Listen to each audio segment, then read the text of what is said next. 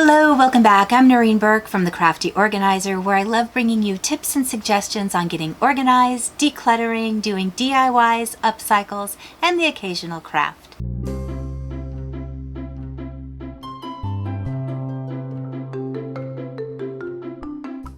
Today I am super excited to bring you a viewer makeover all the way from South Africa. Let's meet her. Hi everyone, my name is Alma and I'm from the city of East London in sunny South Africa. And I was so excited when I received your first email accepting my challenge. When I'm looking at spaces for viewers, I'm trying to think of things that will mirror some of the messages that you've sent me. This was a small room that Alma had, and she had a couple of different interests in there, which also piqued my interest because I know a lot of you are working with multiple mediums in your craft space. So I wanted to show you some of the things that appealed to me, one of them being some of the things that she had in her room weren't quite being utilized well enough. Also, there were some big pieces in her room that were taking up a lot of space and not helping her with the functionality. But let's hear directly from Alma about what some of her concerns were.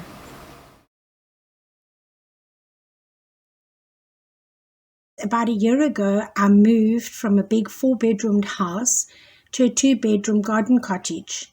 And my craft room space has reduced by half, but my supplies have increased. I'm sure a lot of people can relate to that. Space planning was one of the first things that Alma and I discussed. Now, this dresser was very meaningful to her as it belonged to her mother. When I saw this little bookcase, I thought by making a hutch out of the two pieces, we would be using all of the maximized space, but we would be creating more floor space for her and opening up the room. The other thing that I saw were these paper sorters, which I like the idea of, but because this is such a small room, they were really gobbling up a lot of real estate. And as you can see, they weren't being fully utilized. So we wanted to get rid of those and organize her paper in a different way. The last thing we talked about with the space planning were these cabinets that Alma got at a garage sale. These were super affordable find for her, and she was trying to make them into like a mini bookcase. We enlisted some family members who were able to hang them up on the wall for her. This again utilized vertical space, got them off the floor, and now she's able to utilize this space much more efficiently. Now for the big job, sorting. If you've got a craft space that you're struggling with, what you really have to do is remove everything and break it down into basic categories. The biggest thing that I come across when I'm working with clients is they have micro categorized their supplies so much that they'll have them spread out everywhere. They have multiple containers that they've used. By getting rid of all of those containers and going into a high level category, you're really able to see what you have, and you're better able to micro categorize after that main section is together. Alma, tell us what you did.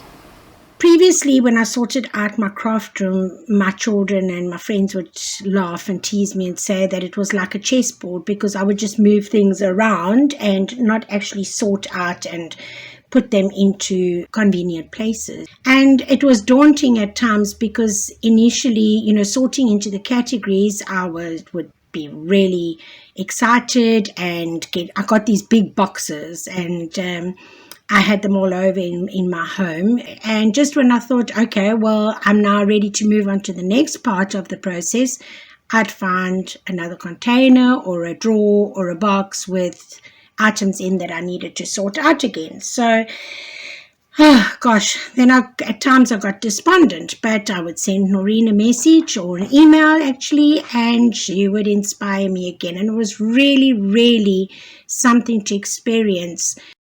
I'm really glad we got to show you these specific boxes broken down because no two crafters are going to be the same, but breaking these categories down into a high level hierarchy, which I've talked about before, will really help you to see what you have, what duplicates you have.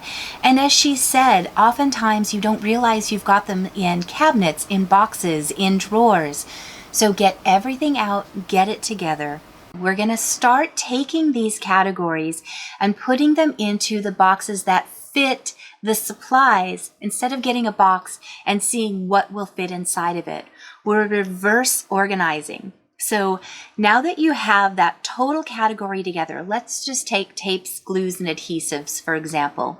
She's going to get all of her glues and get them together and see what size box will fit what she has, instead of buying a box and fitting it in and then having leftovers. So sometimes it's a juggling act to see what will really fit. If you do want multi-containers, then you can break down your glues by white glues, by epoxy glues, by contact cements. You can break them down that way so that you can have multi-categories, but you will still have them in one place. In the sorting process, another thing that's really important is taking out things that don't belong in the room. Alma is a music teacher, and she is a very busy music teacher. In her craft room, she had a lot of sheet music, student items, student gifts, student books. We took all of that out and put it in her office, and that really helped to create a lot more space for her craft items as well. So before you begin sorting, have a box for things that don't belong in that room and get those out. Once you've got those categories down and you know what they're going to fit inside, then it becomes the fun part of labeling. And this really is such an integral part if you are organizing your craft room. Number one, it makes things super easy to find. The other thing that I'm always talking about is it makes it so much easier to put away. And lastly, it will really unify the look of a room and allow you to upcycle boxes or bins and unify the look so that it looks very cohesive and organized. Something else I very much want you to keep in mind when you're organizing your space is things aren't always going to work out perfectly that first try. If you put something together and it doesn't feel right, it isn't fitting quite right, you're going to be making adjustments. As you're putting it together and trying to get those systems in place, you're going to be making tweaks and changes. Alma, what do you think about that? I got to a point where I wasn't sure. Then I'd move the things and then look at it again and no, that didn't look right, and I'd move it again. And I actually sent Noreen an email, said, is this normal? And she assured me that yes, it definitely is.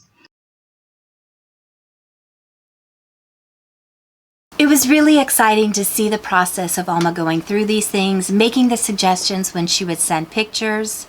But the end result, by getting rid of these paper organizers, allowed her to fit all of the paper inside these bins. They're broken down by size and then by color, but that gave this vertical space for extra storage. By labeling these bins and putting paper on the inside, she doesn't have to see the minutia of the products, but she can have them organized, and it looks so much nicer. By repainting her pegboard, it gives a lovely effect in the craft room, and she used the most touched items in this space to make it really efficient. The end result of putting this bookcase on top of the dresser that meant so much to her gave us some hidden spaces for her cutting pads and her paper cutters, which was awesome, and it also allowed her to have some personal touches. But one of the greatest things was that she was able to add in an entire new desk for her sewing machine. This was in a different room previously, and she wasn't expecting to get to have that in this craft room, so this was a huge celebration. Now, I'm always talking about ways to use what you have. Try and upcycle as much as you can. I have many videos talking about how to customize the boxes that you have so that they look cohesive. But if you already have a lot of storage items in your room, try and reuse as much as you can before you go buying anything. But of course, if you do have the budget and you're interested, make sure you've sorted before you buy anything so that you're getting a size that fits your supplies instead of something that looks nice and then you're trying to shove your supplies into those boxes. Let's see how much Alma ended up spending on this entire room. Overall, the only additional expense that I had was to buy some paint, and I painted my pegboard, and then I bought some aerosol paint and I resprayed them so that they fitted in with my decor. It came to probably about 70, maybe let's say 100 rand, rand being our currency, and I was actually very, very happy with myself using storage containers, which I already had, baskets and things like that. I actually got rid of some because all the way through the process I kept hearing your words, Noreen, of you repurpose what you already have. It's wonderful to actually step into my workroom at the end of my day and do some pleasurable crafts in a sorted, clear, clean, tidy craft area. So thank you once again, Noreen. I really, really appreciate your help. Really, it is so inspiring. I had such a great time working with her. It was tricky figuring out the hours in South Africa. She was 9 hours ahead. So either I would get up very, very early to work with her, or she would stay up super late to work with me right before I went to bed. But she was such a dream to work with. Did such a great job in her space. I love the things that she did. I'm so excited about the addition of that sewing table in her room because that wasn't something that we had initially expected. I want to say a huge thank you to her family who came in and made sure that those cabinets were installed safely and properly onto those walls, because once again, she had those items but hadn't had a chance to get them up, and this really did make a big difference. I know it was a ton of work to pull everything out, but I know it's what made the difference in Alma's room. And as she said, she's now able to go in there and enjoy the crafting process. So well done, Alma. Please make sure you've hit that subscribe button because the viewer room that I just finished, you are not going to want to miss.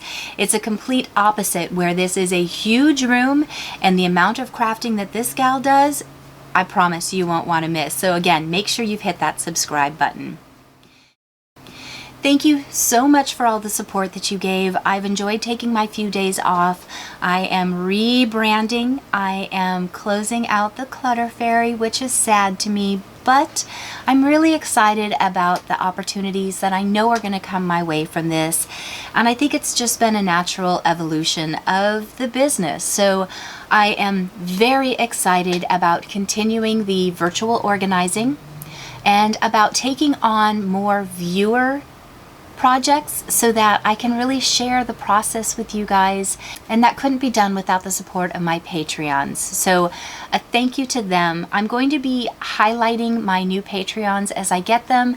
I'll be doing verbal shout outs and then adding them in. So if you have the ability to support me in that way, please check out that information in the description below. And once again, thank you to those Patreons that I currently have who have been supporting me through this and who have made these viewer makeovers possible. So thank you so much for watching. I will see you guys in just a few days.